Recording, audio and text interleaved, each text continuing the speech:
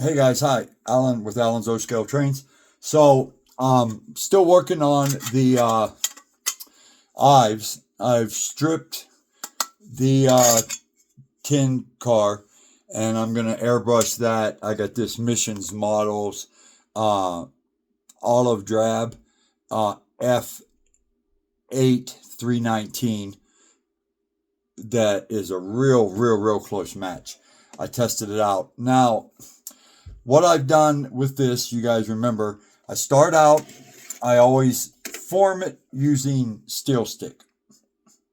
And that's how I get the basic form. Then I kind of drill and shape until I get a cowcatcher started. And as you can see, I got the ledge and everything already kind of started there.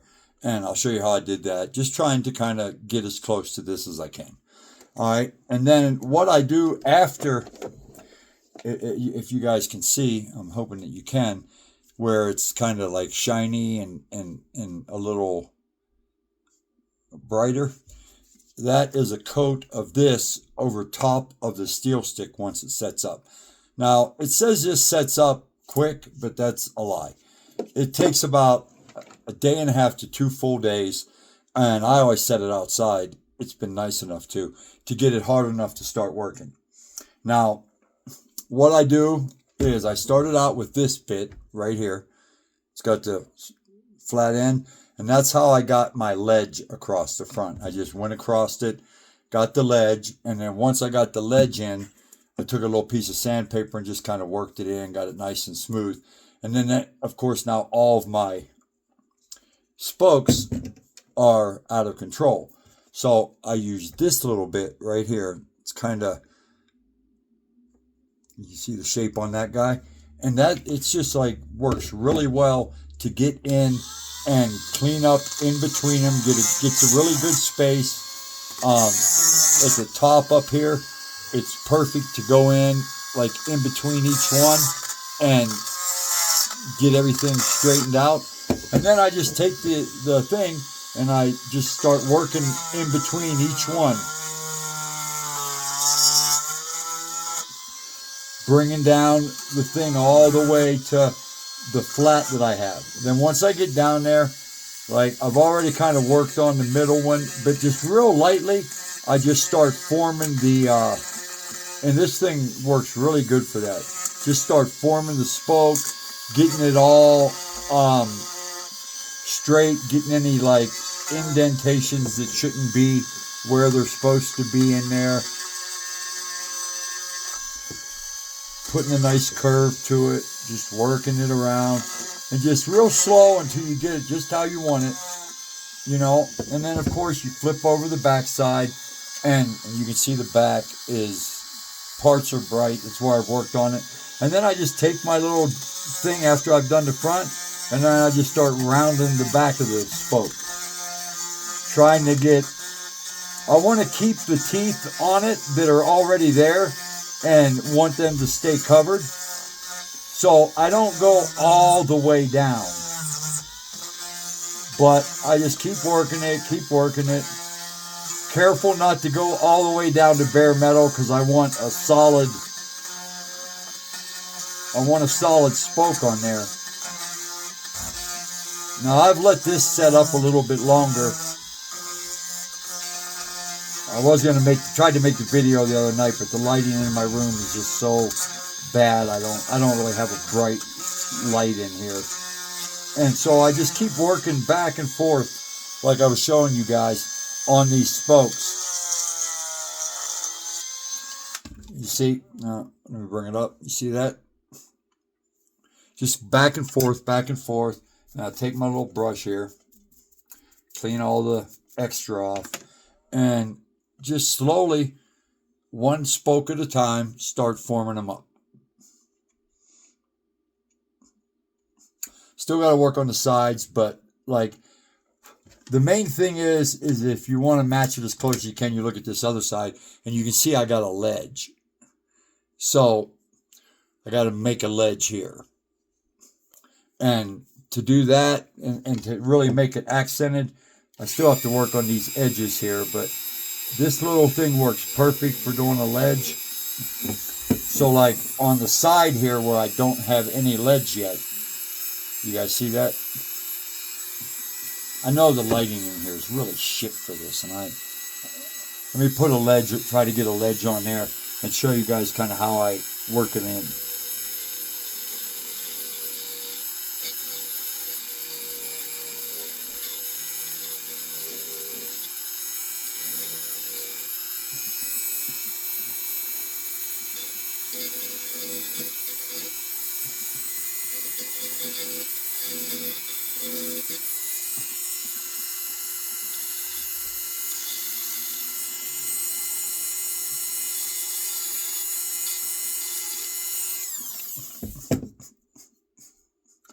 See, so I just cut a little ledge in there, and then I'll take this bit and start smoothing everything up.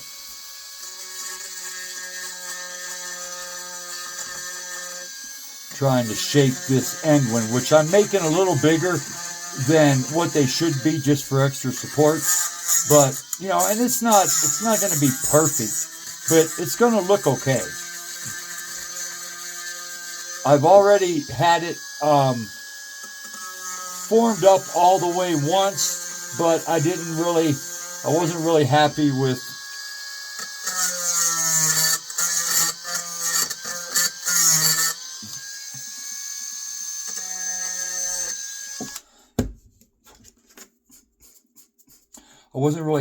the way it was coming along, so I redid another coat of the two-part epoxy that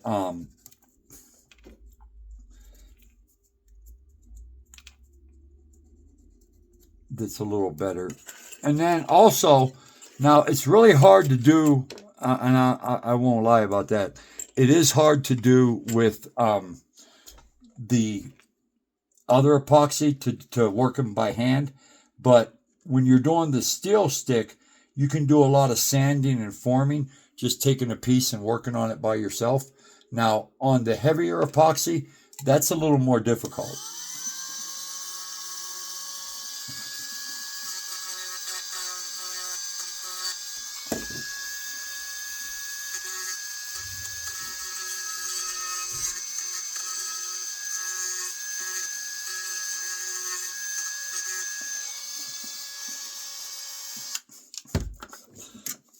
I had both my Dremels. I actually have three. I do a lot of Dremeling.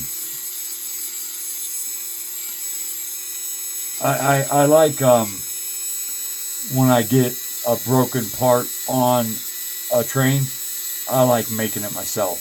It's challenging, it's fun, and it's so rewarding, like when you have like a broken cowcatcher on one of these old pre-wars, to actually turn it in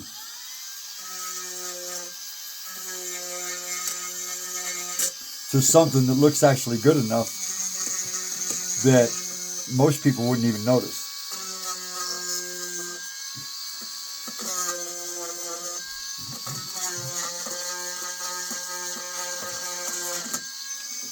Now, I really wish the lighting was a lot better here so you guys could see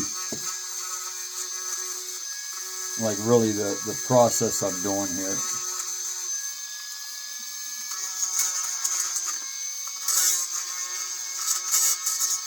But it's a tedious, slow process. But if you're like me and you like to tinker, like it's kind of a rewarding, fun thing to do. So now, if you guys can see how I'm starting to get a ledge on there and formed. Now, what I'll probably do is indent it a little bit, make it look more, and then just keep rounding it and getting it a little bit closer to what I want.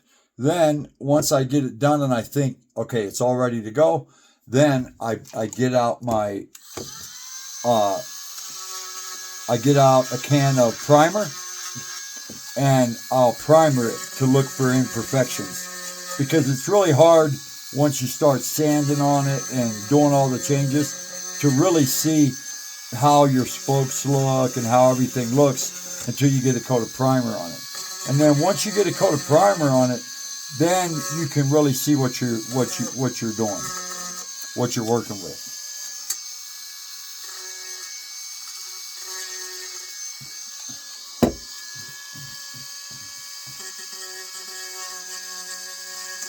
Try to get this second.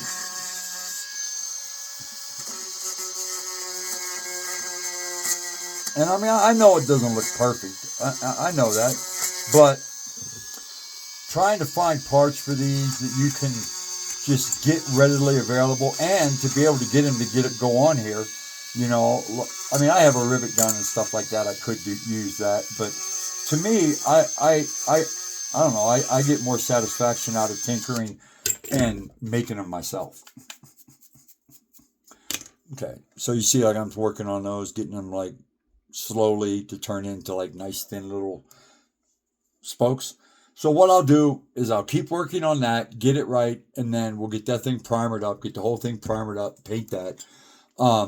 This I will sand now with a wire brush everywhere and try to get it as much of this rust and stuff knocked out of it. I'll wire brush it. I'll go over it with a really light piece of sandpaper, and then we'll fire up the airbrush and we will paint it with this right here, and then we'll probably throw a coat of clear on it after it dries for a day or two. I do bake mine in the oven. I don't have a problem doing that. I'll paint them and bake them in the oven. I still will give it a while before I go on and put another coat on it. But, I mean, already, guys, you can see that we're going to have a cowcatcher on both ends. Besides, you can't see them both at the same time anyway. When it's going down the track, you're only really looking at one end. So, is it perfect? No. Is it going to be good enough for an Ives cast iron frame? Yeah, I think so. So, there you go, guys. The next time you see this, I will have it probably primered and maybe even painted black. And then I'll show you guys that step. And I will video me airbrushing this after I will sand it and primer it, and I'm not going to show you guys that, but I'll show you the airbrush thing. I've already got the decals ordered from eBay. I think I paid $12-13 to get all of the door decals, the numbers and everything for it, and got the motor right here. I got rid of the reversing strip. I'm going to find another set of wheels for it. But I do have it running. It just goes forward. I may put an E-unit on it. I'm not sure. Probably not. I'll probably just run it forward. But I'm back to the point where I have to redo the bottom. So I have to order a new pickup roller. And we'll take this one off. Get the new pickup roller on there. Get this wire soldered onto it. And then we should be good to go. We'll get it put back together and get it on the rails. So thank you guys for watching. And like I said, pretty soon I'll have a finished product on this. I'm going to work on a little more grind on it. Probably, I just tinker with it. I'll mess with it for 20-30 minutes, let it drive me nuts, walk away, and then come back and do it for another 20-30 minutes. Do make a mess, but I've got plenty of vacuums. I just get everything picked up with this brush. Got my little trusty trash can right here to put all the dust in. And then run my little, I have a little Shark, like pet vacuum, that pretty much gets everything up for me after I'm done. Wish I had a workshop. I will soon. I am going to move, get a house, and be tearing down the old layout, building a bigger one. And I can't wait to take you guys along on that journey. Now that I've done it a little bit, I'll start filming the bench work, everything from start to finish. But definitely going to have a bigger place, be able to use the stacks and stacks of Atlas track that I've bought on auctions over the year. And I'm going to bring you guys along for the ride on that. We're going to build a monster layout that I can get out some of my big articulated trains and run for you guys. So thanks for watching, and can't wait to show you guys the finished cast iron product we got here. See you guys on the next ones. Thanks. Appreciate you guys watching. Peace and hair grease.